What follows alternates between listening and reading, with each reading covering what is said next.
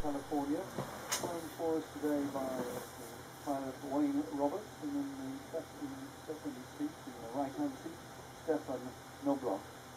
Since 1956, when this aircraft's first design came off the drawing board of the legendary Kelly Johnson's design office, 2,200 of these machines have been built, and since then they've participated in transport operations for both military, civil and humanitarian aid around the world.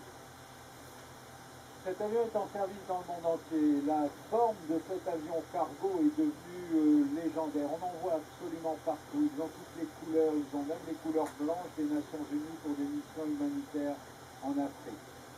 Le Hercules, est un pur produit du bureau d'études dirigé dans les années 50 par un pur génie de l'industrie aéronautique, Kelly Johnson. Voici une des plus belles présentations d'avions de transport qu'on puisse voir.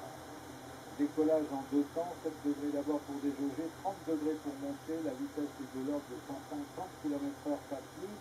On met l'avion en palier, on accélère et ensuite, un peu comme ce fut le cas tout à l'heure pour le Spartan, eh bien voici une présentation qui est vertigineuse.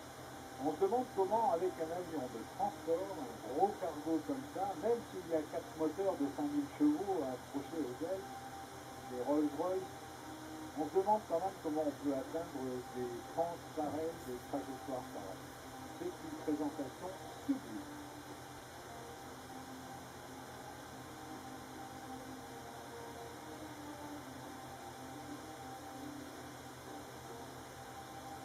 A remarkable presentation by Wayne Roberts and Stefan Knobloch, showing just what can be done with modern engineering and the power of 4 Rolls-Royce AE 2100 turbines, each delivering 5,000 horsepower, driving Gauzy Arthur 391 composite scimitar-bladed propellers.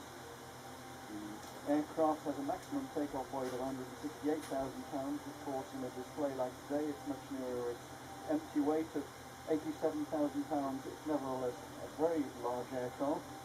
And the skill with which Wayne Roberts and Stefan Knobloch keep this aircraft within the limited display volume available to the Bourget is tribute to both to them and their skill and to the engineers who kept this particular design in the front of technology since 1956. Vous avez vu ça, on monte avec la porte cargo ouverte et on espère qu'il n'y a pas un loadmaster, un pauvre type cramponné dans la soupe en train de regarder la piste du Bourget par ce vaste trou à l'arrière de la caverne de Message. Une descente tout aussi vertigineuse pour reprendre de la vitesse.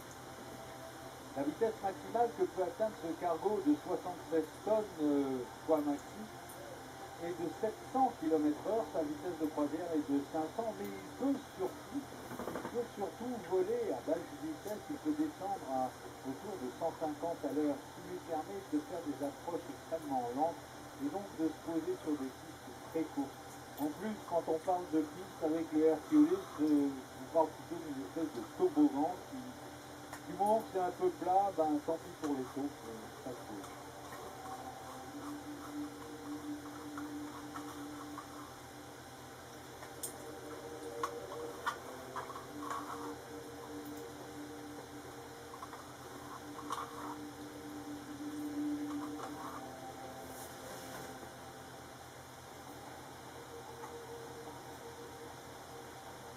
Maximum speed of the aircraft 320 knots. It operates at a cruise speed of 270 knots. The stalling speed 80 knots, allowing operation into and out of very summarily prepared airfields. We're used to seeing newsreel of these aircraft landing on airstrips that most people wouldn't even call an airstrip. Maximum endurance 14 hours, maximum range 8,700 nautical miles. 15 clients have made firm orders of 316 of this latest stretch version of Dash 30. 250 have been delivered and the production rate is currently 35 a year. The Indian Air Force has just received the first of an order of 6 aircraft delivered to 77 Squadron in the depuis 1956 qu'est produit le Hercules, plus de 2200 exemplaires ont été livrés de par le monde. Sur ce modèle-ci, donc le tout dernier modèle, le C130 J30, eh bien, il y a déjà plus de 310 machines qui ont été commandées, dont 250 ont été livrées à une quinzaine d'armées de l'air et de clients donc, de par le monde, dont l'Inde qui a reçu son premier exemplaire récemment.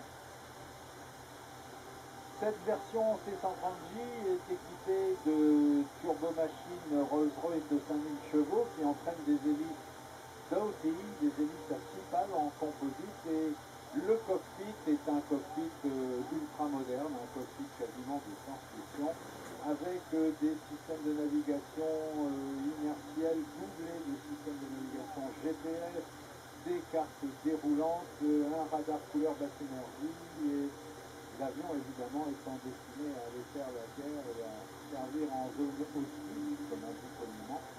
Il y a des systèmes de contre-mesure intégrés qui sont employés. Phare allumé, volet baissé, train sorti. On est prêt à venir jeter l'avion sur la piste et l'arrêter en quelques centaines de mètres. Allez, disons 350 mètres suffisants.